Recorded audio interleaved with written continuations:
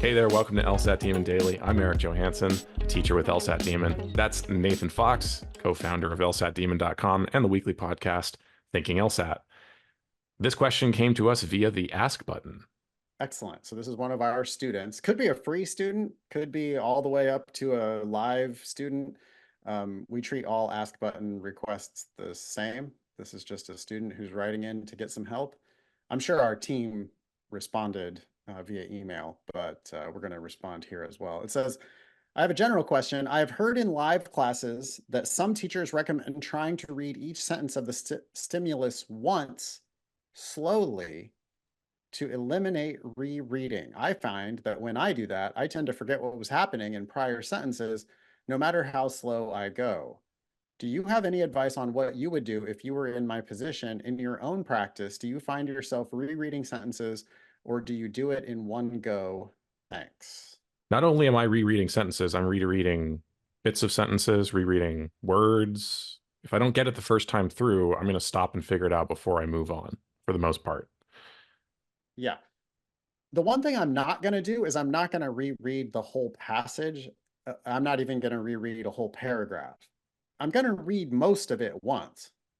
But there's plenty of sentences and phrases within sentences that require me to read them multiple times. I also might read something in the third paragraph that makes me go, oh, that's related to a thing. What did you say about that earlier? Oh, you had said this, and now you're saying, oh, okay, yeah. So that you can make that connection between different parts. But that's not like, let me start over from the beginning and reread the whole thing. And it's not like, oh, I didn't really get that paragraph. Let me reread that paragraph again.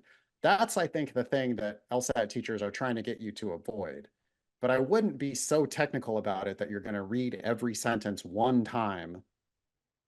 I just don't think that that's real. I think that you've got to read quicker than that, which means that you're going to sometimes go back and reread. I think that a little bit of rereading is actually part of reading.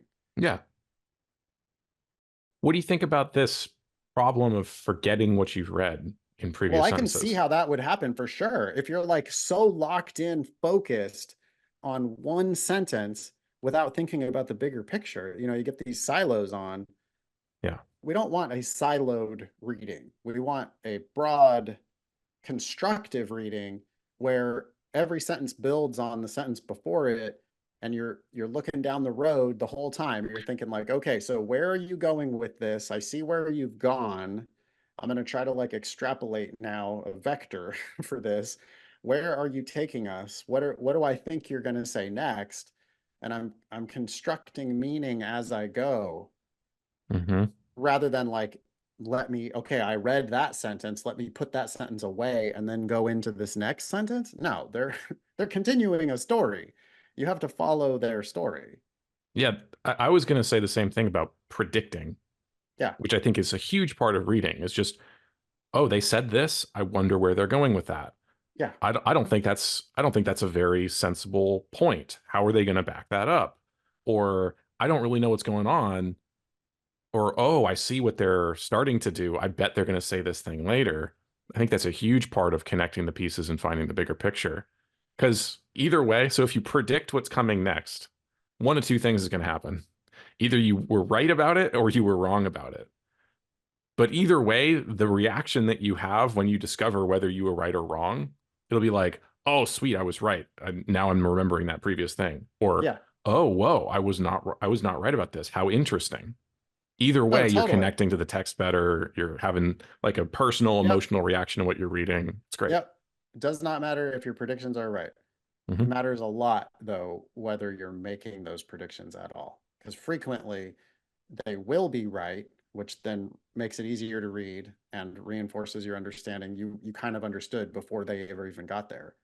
But when you're wrong, you notice like, oh, wow, okay, it started off like they were going in one direction, but it turns out they're going in another direction. And that's going to really matter because there will be questions with wrong answers that are related to the superficial understanding that you might have gotten if you only skimmed the first half of it. Totally. Cool. Thanks for the question. Thanks for writing in.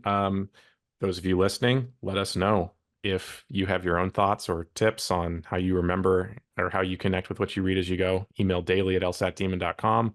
If you want to share any of those tips, ask us a question. or share some LSAT or law school admissions news. Thanks for listening.